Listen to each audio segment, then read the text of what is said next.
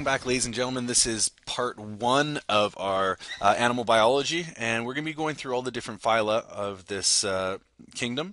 And the first one we're going to start with is the phylum Porifera. So this is all about pretty much the sponges, not this sponge.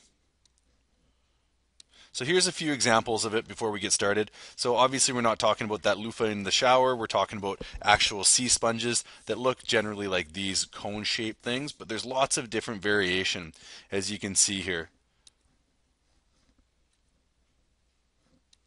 Big ones, weird looking ones, pointy ones.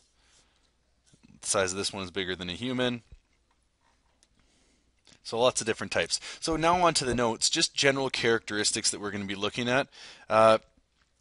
Anywhere from 5,000 to 10,000 species is the estimated amount of them. Usually they live in a marine saltwater environment.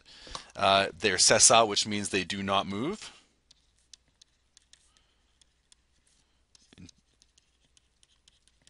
In terms of their adult life, and they have no body symmetry, as we talked about in class last day.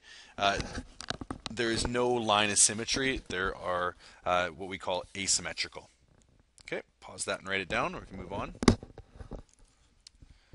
Okay, the next thing is looking at their structure. There's quite a lot of different types of cells. As you can see here, we have the osculum, spicules, chanocyte, which we call a collar cell. Two L's, let's say.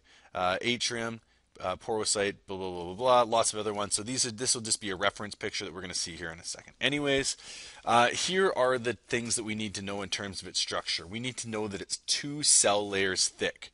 So this outer layer here is divided into 2 different cell layers. So the inner one we have is called the spongocell. So what this is the central cavity.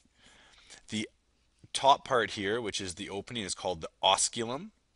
Spicules, which you can see are right here, they're kind of these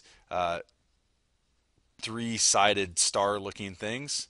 These are meant to give some internal structure to this sponge.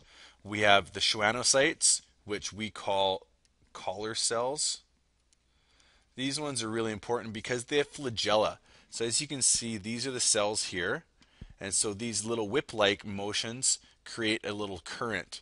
And then the current's important for feeding, which we're going to see later. And then finally the porocyte. These are the bigger cells which allow water to enter in order for filter feeding to occur.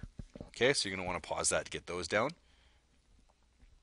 So we have a lot of different functions. Just like in our body, we have our digestive system, we have our circulatory system, nervous system, excretory system.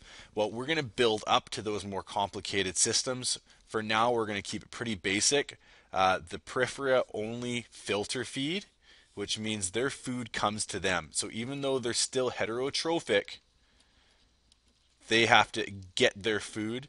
They can't synthesize it themselves. And so what they do, they rely on the ocean current to bring their food, oxygen, and other nutrients to them, and also in order to remove their waste.